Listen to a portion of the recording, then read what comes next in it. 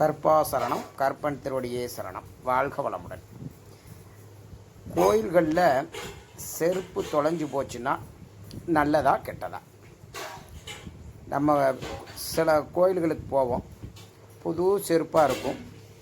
அந்த செருப்பை யாரோ ஒரு ஆள் மாற்றி போட்டு போயிடுவாங்க. நம்ம செருப்பு இல்லாமல் நடந்து வர வேண்டிய ஒரு சூழ்நிலை வரும். அந்த மாதிரி ஒரு சூழ்நிலை ஏற்பட்டுச்சுன்னா மிக நல்லது. ஏற்படுற கர்ம வினைகள், நம்மளோட கர்மா கம்மியாகும். நமக்கு ஏற்பட்டிருக்க சாபங்கள், அதனால் ஏற்படுற தீய பலன்கள் குறையும். எல்லாருக்கும் அந்த மாதிரி கோயில்களில் செருப்பு தொலைஞ்சு போகிறது கிடையாது. யாருக்கு கர்ம பலன் கம்மியாகணும்னு இருக்குதோ அவங்களோட செருப்புகள் தான் பெரும்பாலும் தொலைஞ்சு போகும். இல்லை யாரோ ஒரு ஆள் மாற்றி போட்டு போயிடுவாங்க. அதனால் அந்த செருப்புகள் தொலைஞ்சு போகிறது மிக நல்லது. அப்படி தொலைஞ்சு போச்சுன்னா நம்ம மீண்டும் அங்கே இருக்கிற எந்த செருப்பையும் எடுத்து போட்டு வந்துடக்கூடாது. புதுசாக வேறு செருப்பு தான் வாங்கி நம்ம போட்டுக்கிறணும். நம்ம போட்டு போனது பழைய செருப்போ புது செருப்போ எதுவாக இருந்தாலும் அந்த செருப்பை மீண்டும் நம்ம அதை எதிர்பார்க்கக்கூடாது. இதில் இனி ஒன்று, நம்ம போடுற செருப்பு ஒரு தடவை பிஞ்சிருச்சுன்னா மீண்டும் அந்த செருப்பை நம்ம அதை யூஸ் பண்ணக்கூடாது. வேறு ஒரு புது செருப்பு வாங்கி போட்டுக்கிறது நல்லது. ஏன்னா ஈஸ்வர பட்டம் பெற்ற சனி பகவான் நம்மளோட பாதத்தில் தான் அவரோட ஐக்கியமாக இருக்கிறார். அதனால் நேரங்காலம் சரியில்லாதவங்க, அதாவது 7:30 நடக்கிறவங்க, கண்டகம், அஷ்டமத்து, அஷ்டார்த்தமம் இது நடக்கிறவங்க தான் பெரும்பாலும் இந்த செருப்புகள் அந்து போகிறது இதெல்லாம் நடக்கும். அந்த மாதிரி செருப்புகள் அந்து போச்சுன்னா அந்த செருப்பை மீண்டும் நம்ம பயன்படுத்த வேண்டாம்.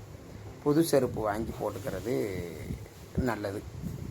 ஒரு குறிப்பிட்ட அளவு தேஞ்சிருச்சுனாலே நம்ம அந்த செருப்பை மாற்றிட்டு புது செருப்பு வாங்கி போட்டுக்கிறது மிக நல்லது. ஒரு சனி பகவானோட ஆதிக்கம் நமக்கு ரொம்ப ஜாஸ்தியாக இருந்து ரொம்ப கஷ்டமான ஒரு சூழ்நிலைகள் இருந்தால் ஏழை பாலைகளுக்கு, அதே மாதிரி செருப்பில்லாமல் நடப்பவர்களுக்கு, முதியவர்களுக்கு நம்மளால் முடிந்த செருப்பு வாங்கி கொடுக்கறது மிக நல்லது. அதனால் நம்மளோட கர்ம பலன்கள் கம்மியாகும். சனி பகவான் அவரை கண்டால் எல்லாருமே பயப்படுவாங்க. அவர் ரொம்ப கஷ்டத்தை கொடுத்துருவார் அப்படின்னு சொல்லி. ஆனால் சனி பகவான் ஒரு நேர்மையானவர், தர்மவான். நாம் செஞ்ச கர்ம பலனுக்கு ஏற்ற காரியங்களுக்கு தக்கன பாடங்களை தான் நமக்கு கொடுப்பார். நான் என்ற கர்வத்தோடு இருக்கிறவனோட அந்த நான் அப்படிங்கிற அகந்தையை ஒட்டுக்க தூக்கி எரிஞ்சிருவார். ஒரு முறை அவர் நம்ம வாழ்க்கையில் வந்துட்டு போனார்னா நம்ம வாழ்க்கையில் நான் அப்படிங்கிற அகந்தையே நம்மள்கிட்ட இல்லாமல் போயிடும். அந்த அளவுக்கு அவர் நம்ம வாழ்க்கை பாடத்தை நமக்கு அனுபவிக்க வச்சுட்டு போயிடுவார். எல்லாம் இறைவன் செயல் அப்படிங்கிற ஒரு தன்மையை சனி பகவான் இருந்துட்டு போனாருன்னா நமக்கு காட்டிட்டு போயிடுவார். அவர் ஒரு நீதிமான், ஒரு தர்மவான். அதனால் அவர் என்றைக்குமே நீதி தவறாதவர்களுக்கு, நேர்மையானவர்களுக்கு ஒரு உற்ற ஒரு தெய்வம். அகங்காரம் பிடிச்சி ஆடுறவங்களுக்கு அவர் இறங்கினார்னா வச்சு செஞ்சுட்டு போயிடுவார். அதனால் என்றைக்கும் நேர்மையாக இருங்க, புண்ணியங்கள் செய்யுங்க, உங்களால் முடிஞ்ச அன்னதானம் செய்யுங்க, தான தர்மங்கள் செய்யுங்க. அதுபோல் உங்களால் முடிஞ்ச அளவுக்கு ஏழை பாலைகளுக்கு, செருப்பு இல்லாமல் நடக்கிறவங்களுக்கு உங்களால் முடிஞ்ச அளவுக்கு செருப்புகள் வாங்கி கொடுங்க. இந்த மாதிரி, அதாவது அவரோட ஆதிக்கம் இருக்கிற நேரத்தில் இந்த மாதிரி இதுகளை செய்யுங்க, மிக நல்லது. அதே போல் ஒரு தொழில் வாய்ப்பு, தொழிலெலாம் செய்கிறவங்களாம் என்ன பண்ணுவாங்கன்னா, கோயில்களுக்கு போகையில் அவங்களே சில நேரங்களில் செருப்புகளை அங்கே விட்டுட்டு வந்துடுவாங்க. அது ரொம்ப நல்லது. அந்த மாதிரி நமக்கு இப்போ ஒரு ரொம்ப கஷ்டமான ஒரு சூழ்நிலை இருக்குன்னா நம்மளே கோயில்களில் அந்த செருப்புகளை விட்டுட்டு வந்துடலாம். அதை மாதிரி விட்டுட்டு வந்தோம்னா நமக்கு கோயில்களில் உள்ள நமக்கு அந்த கர்ம பலனால் ஏற்படுற பாதிப்புகள் குறைஞ்சி கிடைக்கும். அதனால் எப்போவுமே நம்ம கோயில்களுக்கு போனோம் அப்படின்னா இந்த செருப்புகள் காணாமல் போச்சுன்னா நம்ம எந்த காரணத்தை கொண்டும் அதை மறுபடியும் தேடி எடுக்க வேண்டாம். செருப்பு காணாமல் போச்சுன்னா காணாமல் போனதாகவே இருக்கட்டும். மீதி புது செருப்பு எடுத்து அதை பயன்படுத்திக்கோங்க. அது மிக நல்லது. இதனால் நமக்கு ஏற்படுற அந்த கர்ம பலன்களோட பாதிப்பு கம்மியாகும்.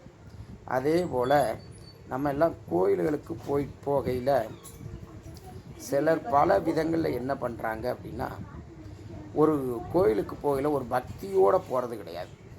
ஏதோ ஒரு டூரிஸ்ட் பிளேஸ் மாதிரி தான் சிலவங்கெல்லாம் கோயிலுக்கு போகிறாங்க. ஒவ்வொரு கோயில்கள்லேயும் ஒவ்வொரு நடைமுறைகள் இருக்கும். அந்த நடைமுறைகள் என்ன அப்படிங்கிறத தெரிஞ்சு அதுக்கு தக்கன நம்ம கோயிலில் சாமியை கும்பிடுறது மிக நல்லது.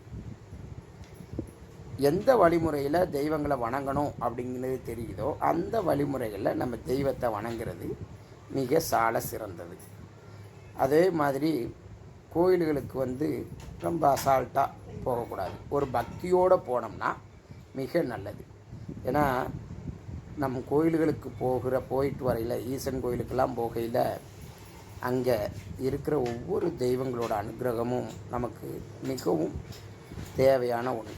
அங்கே நவக்கிரகங்களில் இருக்கிற சனி பகவான் நம்ம செய்கிற ஒவ்வொரு விஷயங்களையும் கண்காணிச்சுக்கிட்டே இருப்பார். அவர் கோயில்களில் நம்ம நடந்துக்கிற முறைகளாக இருந்தாலும் சரி, வெளியில் நம்ம நடந்துக்கிற முறைகளாக இருந்தாலும் சரி, இதையெல்லாம் அவரோட ஆதிக்கத்தில், அவரோட கண்காணிப்பில் இருக்கும்.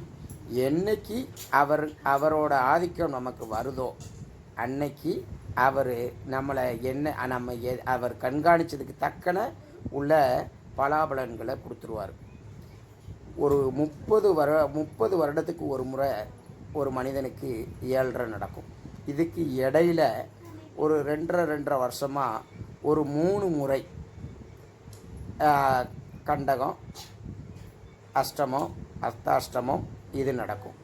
அதனால் இதெல்லாம் 3ம் நடந்து முடிந்ததுக்கு அடுத்தா 7.5 வருடம் ஒரு மனிதனை பிடித்து ஐயா ஆட்சி படைப்பார். அதில் யார் பாவ புண்ணியத்துக்கு அஞ்சு நல்ல முறையில் வாழ்க்கையை ஓட்டிட்டு போயிருக்காங்களோ அவங்களுக்கு அவர் அவ்வளவு பெரிய கஷ்டத்தை கொடுக்க மாட்டார். பாடத்தை மட்டும் நடத்திட்டு போயிட்டே இருப்பார். ஆனால் நான் தான் அப்படிங்கிற அகங்காரத்தில் ஆண்ட எவனும் அவர்கிட்ட தப்பிக்கவே முடியாது. அது எவ்வளவு பெரிய அரசியல்வாதியாக இருந்தாலும் சரி, எவ்வளவு பெரிய ஆட்களாக இருந்தாலும் சரி, அவர் இருக்கிற காலத்தில் அவங்க கண்டிப்பாக அனுபவிச்சே தீரணும். அதனால தான் மிகப்பெரிய அரசியல்வாதிகள்லாம் அன்னதானம் செய்கிறாங்க, கோயில்களுக்கு நன்கொடை கொடுக்குறாங்க, பல புண்ணியங்களை செய்கிறாங்க. அவங்க பாவம் செஞ்சுருந்தாலுமே பல புண்ணியங்களை செஞ்சு அந்த பாவத்தை நிவர்த்தி பண்ணிடுறாங்க. நம்மளை மாதிரி ஏழை பாழைகளால் முடியாமல், விவரங்கள் தெரியாமல் நம்ம ஏமாந்து போகிறோம். அதனால் உங்களால் முடிஞ்ச தான தர்மங்களை செய்யுங்க. தினம் ஒரு எறும்புக்கோ, ஒரு காக்கைக்கோ, அட்லீஸ்ட் ஒரு குருவிக்கோ, ஏதோ ஒரு விலங்குக்கோ உங்களால் முடிஞ்ச அளவுக்கு அன்னதானம் கொடுங்க. பெரிய லெவலுக்கு மனிதர்களுக்கு தான் கொடுக்க முடியலனாலும் தினம் ஒரு எறும்புக்கு கூட அன்னதானம் கொடுங்க. அதுவும் சால சிறந்ததே. ஒரு எறும்புக்கு நீங்கள் அரிசி போட்டால் அந்த அரிசியை கொண்டு போய் அந்த எறும்பு எந்த அளவுக்கு பக்குவமாக வச்சு 1 வருஷம் வேற பயன்படுத்துகிறதோ அது வேற, அதுக்கு கொடுக்குற உணவுக்கான புண்ணியம் நமக்கு சேரும். நல்லது. கோயிலுக்கு செல்லும்போது செருப்பு காணாமல் போனால் பரிதவிக்க வேண்டாம். அது மிக நல்லதே.